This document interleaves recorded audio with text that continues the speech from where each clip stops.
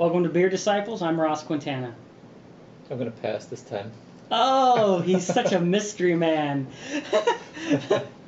Robert. All right. Tonight we have as a guest Firestone Walkers, DBA. What? Doing business as Firestone Walker. All right. Oh, shouts out to all my professional peeps out there. So here we got a double barrel ale. This is from Firestone Walker. I'm very excited to try this. The only Firestone Walker beers that I've had are their very high-end stuff, like their anniversary stuff. 14 we had, Parabola, Abacus. I haven't tried any of their low-end stuff, I guess. Their regular commoner stuff. Yeah, this is the swill from the bottom of the vat. You common folk. What are you drinking? So we're going to try them. They're Firestone Walkers out of Paso Robles, California. And this style is considered English Pale Ale. And in reading the description a little bit, it looked like they were talking a little bit of smack there, saying, I don't think you're going to be able to outdo this one on that side of the pond. So I was like, what? So anyway... So I haven't done a lot of English pale ales. I've done a bunch of American pale ales, which tend to be a little bit more on the hoppy side than the malt, but I actually like malt, so this could be a home run for me.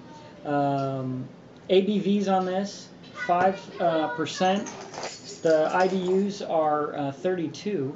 We'll crack this baby open. Now, one thing I will say about this is on their website, they do date the beers. And it says that in particular these, different beers, they say it's okay to allow to age. Other ones they say you should drink it fresh. This one was supposed to be drank within 110 days. And looking at the date on the bottle, we're like 9 months out. So we're about triple not fresh. So hopefully it'll still be great. But if it's horrible, we can always blame the date. So let's try it out here. Okay, so let's check this out and get the pour on here. This is on RateBeer, this is an 85 overall and a 99 for the style. This was also their flagship beer, so I'm pretty excited about trying it out and seeing what they do. Bam. Good looking beer so far. Go ahead and get yourself a pour there. Wow, it's beautiful, clear amber. There we go, stir up that action. It's going to convert straight into the liquid gold, Texas tea. So, yeah, good looking beer. I mean, not necessarily expecting greatness necessarily. It's got a beautiful color on it, nice amber, copper color, and decent head. Fairly tight lacing. Let's go to the nose. I was smelling the caramel more at first, but now it's I don't know what I smell, but it's good. Yeah, you're getting good caramel notes. Definitely the malt is coming through. A little bit of the hop profile, a little bit of the yeast too. I'm getting some of the yeast. Yeah. Smells pretty solid. Let's get to the taste. Let's do it.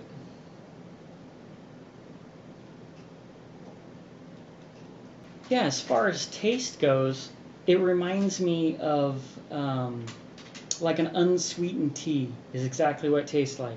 Almost if you made unsweetened tea with soft water, because it has that extra thick silkiness. Right. But the flavor tastes a lot like unsweetened iced tea. Yeah, it does. And that astringent quality it leaves dry in the mouth at the end is just like after you drink some tea. So it's just maybe with a hint of sweetener in it. Maybe a little honey. But that gives you an idea of the flavor profile of this beer. So it's interesting and it's good, but it's so silky and refreshing. Yeah. It's interesting because it's so clear. The body, even though it's kind of it's almost silky, but it's so clean that, you know, if you blink, you miss it. And I'm definitely getting those oak notes, and the malt. The noble hops are kind of where you'd expect them, but I'm definitely wondering if this hasn't fallen victim to not being in those 110 days. Yeah. Because the profile, the oak barrels will mellow the profile out a little bit, but I kind of expected a little bit more malt and a little bit more hop to it. It feels like the profile's a little bit flat to me.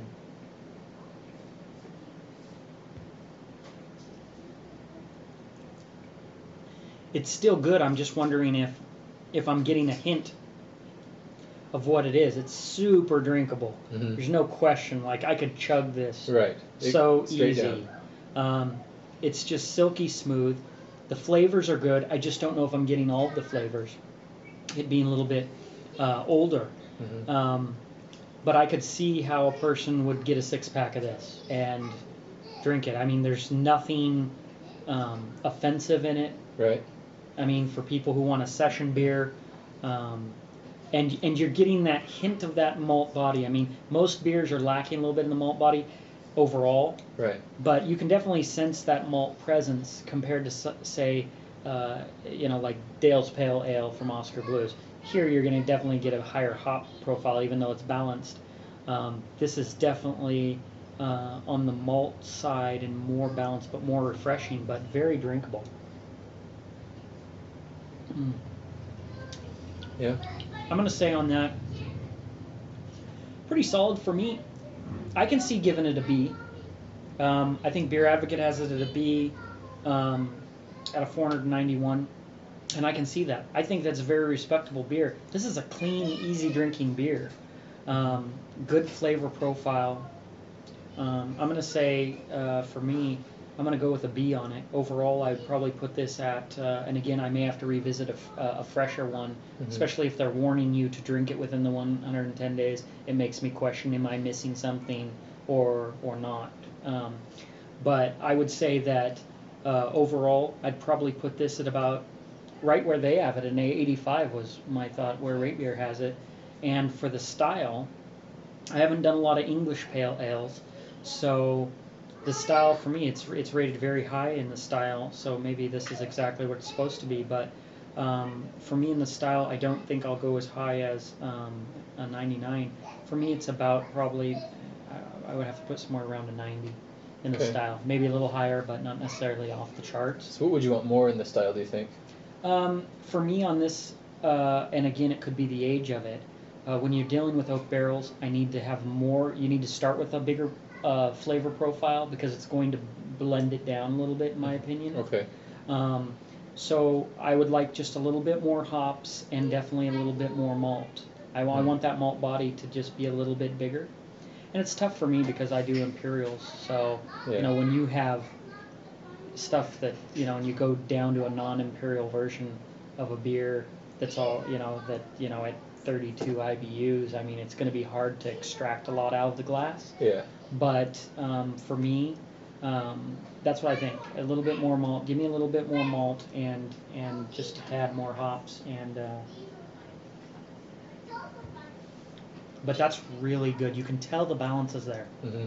I mean, it is so drinkable. It's one of the most drinkable beers I've had in a long time. Like, literally, I could, you get that light caramel note and stuff, and I feel like I could easily drink one of these sitting out. So for a session style ale, for a peasant beer, don't give them too many ingredients. No, it's still built well.